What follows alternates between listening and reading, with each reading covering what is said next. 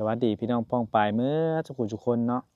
วันนี้บ่พรจะมาตอบคอมเมนต์อ้ายเพิ่นเนาะสาเหตุที่คนลาวไปทำงานอยู่ไทยเนาะโอ้โหเนาะพ่อแม่พี่น้องว่าแล้วการไปเฮ็ดงานอยู่ไทยนี่ก็คือว่าคนลาวนี่90%พุ่นแหละเนาะที่ไปเฮ็ดงานอยู่ไทยเนาะอ้ายเพิ่นได้เม้นมาว่าเป็นหยังต้องไปเมืองไทยเนาะเป็นหยังคือบ่ไปเมืองเจ็กเมืองแก้วเมืองเวียดก็คือเวียดนามประมาณนี้เนาะพ่อแม่พี่น้องการที่เฮาสิไปเวียดนามก็เฮาต้องได้ภาษาเวียดนามเนาะแต่ว่าคนส่วนมากก็บ่ค่อยได้ภาษาเวียดนามเนาะเขาก็เลยเลิกที่จะไปประเทศไทยเพราะว่าประเทศไทยค่าเงินก็สูงกว่าเวียดนามเนาะสองคนลาวเฮาใช้แต่ของไทยเนาะบ่ว่าโทรทัศน์ทีวีเนาะการอ่านได้เขียนเป็นก็คือภาษาไทยเนาะอ่านออกเขียนเป็นง่ายเนาะเพราะว่าคนลาวเฮาใช้ของไทยหลายเนาะแล้วก็เวียดนามนี่ยังบ่พัฒนาเท่าประเทศไทยเนาะพ่อแม่พี่น้องคนลาวเลยหลั่งไหลเข้าไปเฮ็ดงานอยู่ไทยเนาะนั่นแหละการที่เฮาไปเฮ็ดงานอยู่ไสก็บ่ผิดดอกพ่อแม่พี่น้องแต่ว่าขอเพียงเฮาเข้าไปแล้วเป็นพลเมืองดีเนาะ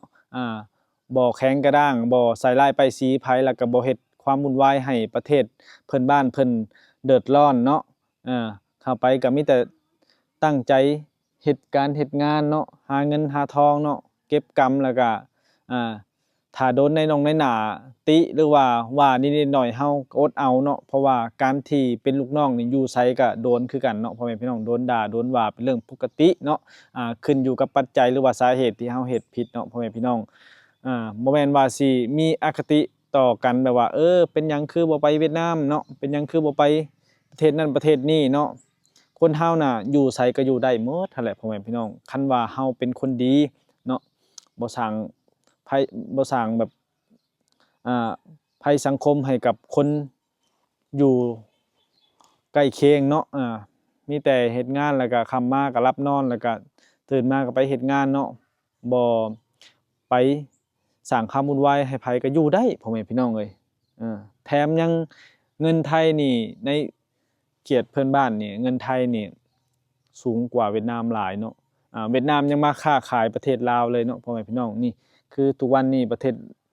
เทศลาวนี่ตามหมู่บ้านนี่หมู่บ้านบ่พรนี่มีแต่ร้านค้าเวียดนามเด้มีแต่ร้านเวทร้านหยังเนาะไปซื้อขนมนี่มีแต่ร้านเวทหมดเนาะพ่อแม่พี่น้องนี่แหละสาเหตุเพราะว่าเงินเวียดนามนี่มันต่ำกว่าเงินลาวเงินไทยแต่ว่าเวียดนามโหดีเนาะการค้าการขายเขาก็เก่งเด้พ่อแม่พี่น้องเอ้ย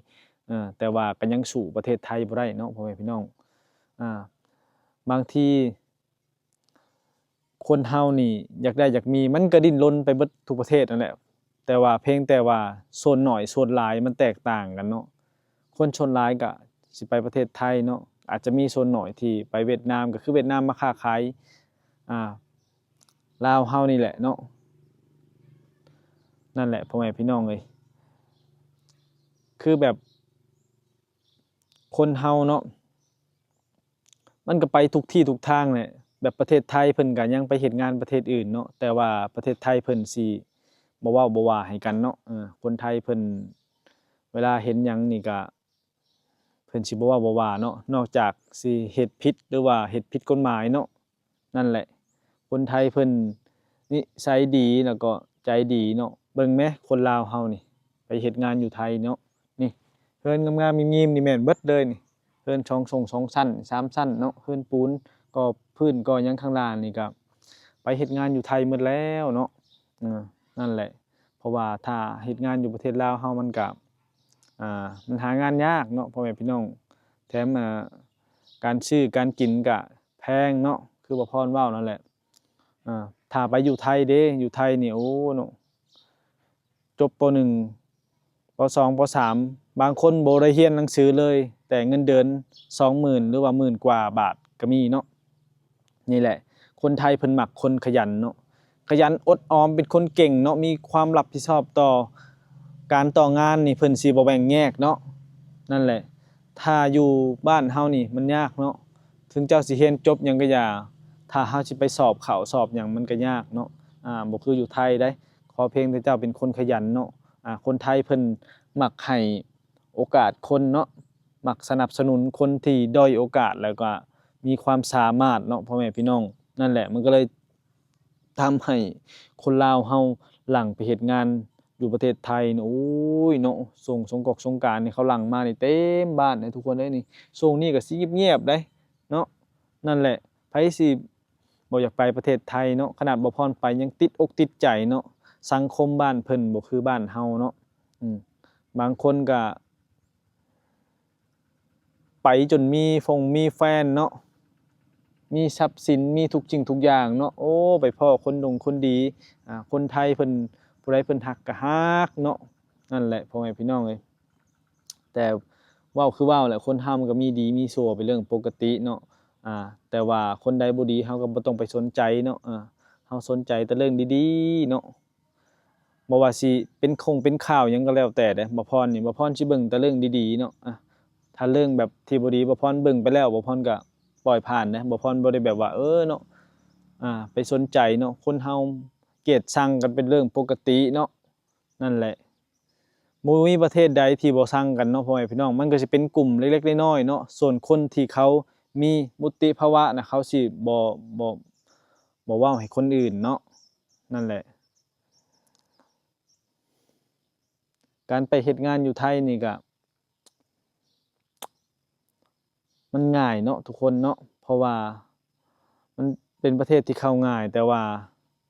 เฮาก็อย่าไปสร้างความวุ่นวายให้ประเทศเพิ่นเนาะ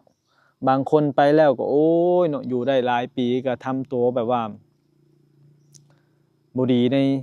บ้านเมืองเพิ่นเนาะเพิ่นก็ได้ถูกขับไล่ออกมาเนาะทุกคนนั่นแหละเพราะว่าประเทศไทยเป็นประเทศหนึ่งที่แบบสังคมโซเชียลนี่แรงเนาะทุกคนเนาะอ่าบ่คือลาวเฮานี่ มันยากที่คนอื่นสิมาเล่น social หลายเนาะเล่นอยู่แต่ว่า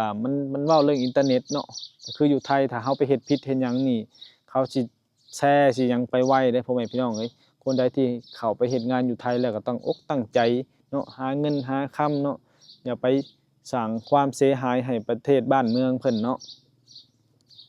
นี่แหละพ่อแม่พี่น้องเอ้ยเนาะก็คือเห็นนี่แหละเนาะบ่พรมาบ้านนี่เบิ่งก่อนนี่มาสิเฮ็ดหยังนี่นั่งๆนอนๆอยู่เนาะ ถ้าสิไปเฮ็ดงานอยู่ไสมันบ่มีงานเนาะอาเห็นมีงานก็โอ๊ยเนาะไผสิบ่อยากอยู่บ้านเมืองตัวเองเนาะทุกคนถ้ามีพออยู่พอกินน่ะอ่านั่นแหละแต่ถ้าได้ไปเห็นประเทศที่เจริญแล้วเฮาก็ดีอกดีใจเนาะแล้วก็ชื่นชมประเทศที่เพิ่นเจริญเนาะอย่างว่าพรมาบ้านว่าพรก็มีความสุขอยู่แต่ว่าก็ทุกข์อย่างเดียวก็คือบ่มีเงินมีคำใช้พ่อแม่พี่น้องเอ้ยหาเงินหาคำใช้ยากแล้วก็ เพราะว่าทุกวันนี้บ่ว่าอยู่ประเทศใดหรือว่าสู่ไสมันก็ต้องใช้เงินใช้ทองเนาะใช้เงินใช้คำซื้ออยู่ซื้อกินเนาะเพราะว่าระบบนิเวศหรือว่าปัจจุบันนี้มันก็บ่คือแต่ก่อนแล้วแต่ก่อนนี่หากินธรรมชาติชัดป่าหยังหลายๆเนาะแต่ว่าก็คือว่าแหละประเทศคนเรามันก็เพิ่มขึ้นเรื่อยๆเนาะป่าดอนมันก็ลดน้อยถอยลงเนาะมันก็เลยหาอยู่หากินค่อนข้างลำบากพ่อแม่พี่น้องเอ้ยนั่นแหละ คลิปนี้ก็จบไปเพียงนี้เพราะว่ามาตอบเพิ่นว่าน่าจะเป็นคนลาวเนาะเพิ่นบอกว่าคือบ่ไปเมืองจิกเมืองแก้วคล้ายๆเพิ่นเว้าประชดบ่จักเบิ่งการเขียนเพิ่นเนาะก็คือสิบ่แม่นคนไทยเนาะพ่อแม่พี่น้องเนาะ